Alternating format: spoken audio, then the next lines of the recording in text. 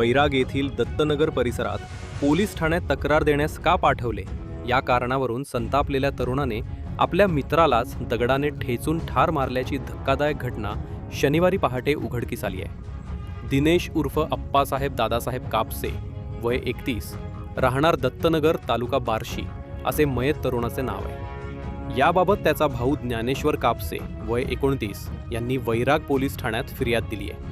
पोलिसांनी या प्रकरणी ईश्वर संगेकर, दिनेश पिल्लू चव्हाण, विशाल शेळके सर्व राहणार वैराग यांना संशयित म्हणून ताब्यात घेतले आहे। तर बबलू उर्फ उल्हास दत्तामुळे हा फरार आहे। वैराग पोलीस ठाण्यात खुनाचा गुन्हा नोंदला आहे। नमस्कार, मी PI कुंदनगावडे, वैराग पोलीस ठाणे प्रभारी अधिकारी। वैराग पोलीस ठाणे येथे गुन्हा नंबर 189/2026 BNS कलम 103(1) व इतर या अन्वये खुनाचा गुन्हा दाखल होता। सदर गुन्ह्यातील फिर्यादी ज्ञानेश्वर दादासाहेब कापसे यांनी फिर्याद दिली होती। त्याच्यामध्ये त्यांचा भाऊ यातील मयत दिनेश उर्फ अप्पासाहेब कापसे व त्याचे इतर मित्र आणि यातील आरोपी हे सर्वजण 1 तारखेच्या रात्री एकत्र दारू पिण्यास बसले असता त्यांच्यात किरकोळ वादविवाद झाले होते। वादविवादानंतर यातील आरोपी जो आहे त्या मयताला घरी सोडवतो असं म्हणून त्यांनी गौसेन हायस्कूलच्या ग्राउंडवरती घेऊन गेला होता आणि त्या दरम्यान त्यांच्यात पुन्हा किरकोळ कारणावरून वादवादी होऊन त्या आरोपीने यातील मयत यास डोक्यात दगड घालून त्याचा जागेवर खून करून आरोपी घटनास्थळावर पळून गेला होता। घटनास्थळावर पळून गेल्यापासून आरोपी हा अद्याप फरार होता।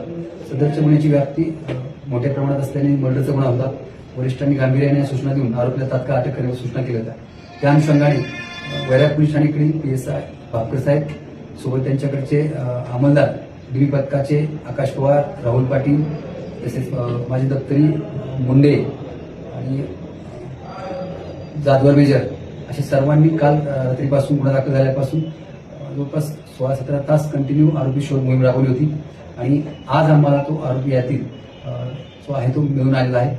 त्या आरोपीस ताब्यात घेतलेला आहे। त्या अनुषंगाने अधिक आरोपीकडे विश्वासात घेऊन गुन्हा करण्याचं नक्की कारण काय, त्यात आणखी कोण त्यात समाविष्ट होतं का याचा आम्ही सखोल तपास करीत आहोत। धन्यवाद। गुन्हेगारी पार्श्वभूमी वगैरे आहे का आरोपीची? आरोपी हा मोलमजुरी करणार आहे, तसं सराईत गुन्हेगार नाहीये, दारू वगैरे पिण्यास त्याला व्यसन आहे। 2019 मध्ये किरकोळ गुन्हा दाखल होता, त्याच्यानंतर त्याच्यावरती सिरियस क्राईम रेकॉर्ड असल्यावर कुठलाही अभिलेख उपलब्ध नाही।